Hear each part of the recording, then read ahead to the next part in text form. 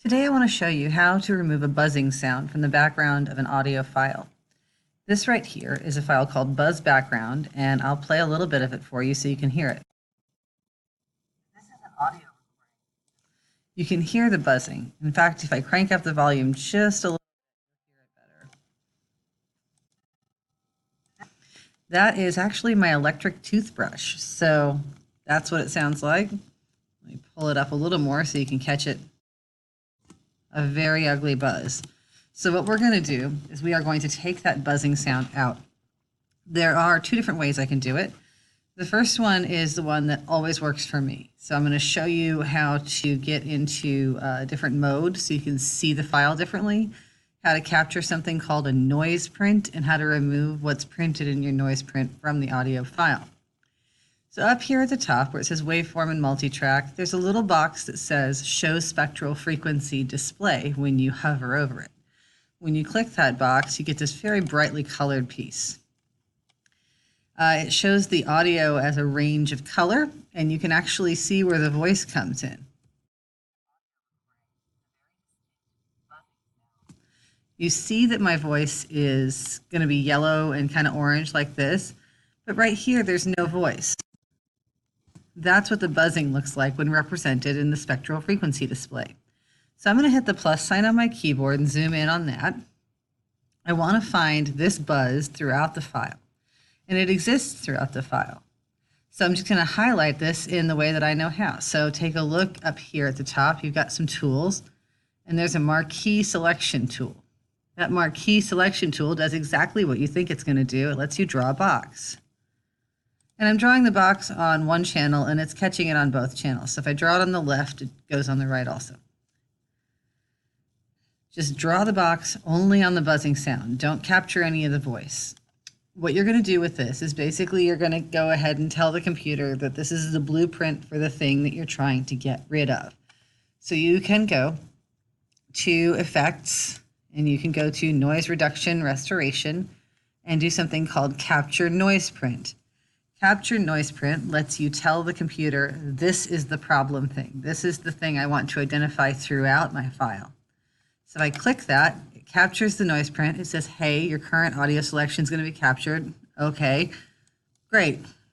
Now, in order to get rid of that noise print, you actually need to deselect what is currently selected. So you're just going to click one time off to the side. That way you're not highlighting anything. You're actually talking now about the entire file. Back up here to Effects, you can go, there it is, Effects. You can go down to Noise Reduction again and tell it you want to do the noise reduction process. When you do the noise reduction process, oops, I had this keyframe here, you're going to see a line like this right across the top.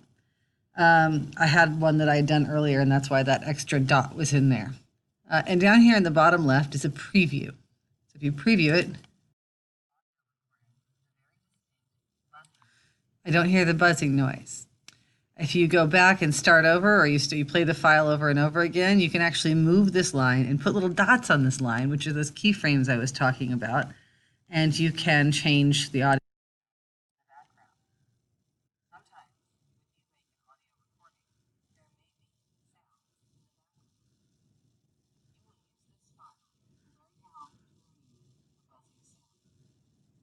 So that's all you do.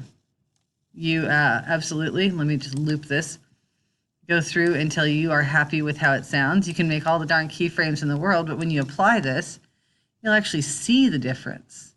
So that's before and that's after, right? You see that the buzzing is gone. When I play this whole file back, that is one way to go about it. Now let me back that off and show you another thing. This is the effects rack right up here, and I actually already put an effect on there, but you can see the effects rack. What you'll do is there's these little on-off buttons. What you'll find is, and it shouldn't say anything on yours, that you can click the little arrow here and you can give it different effects.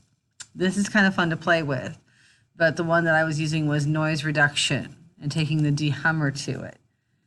At that rate, you'll actually have to click the play and move these. Sometimes when you make an audio recording,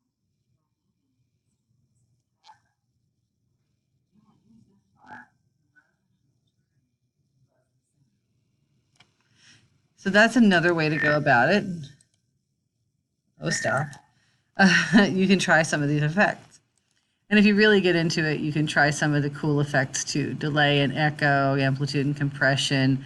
Play with some of those. But the majority of what I'm grading you on today is, did you get the buzzing out of the audio file? So if you have this in front of you with lots of striation, lots of red lines across the front, make sure you have gone through and gotten rid of that by going and getting the noise print or using the dehummer to great effect, because I want it to look more like that. I don't even need to actually listen to it. I just need to see it look like this. And that's going to be a project grade for you. So get it done.